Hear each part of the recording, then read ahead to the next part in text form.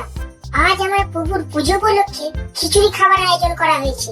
তোমরা সবাই ভালো করে পেট ভরে খিচুড়ি খেও।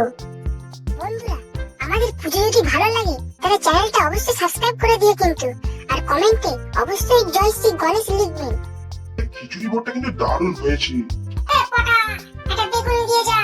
আমার একটু খিচুড়ি দে। আমায় একটু দে। সবাই মিলে বলো, গণপতি বাপ্পা মোরিয়া। গণপতি বাপ্পা মোরিয়া।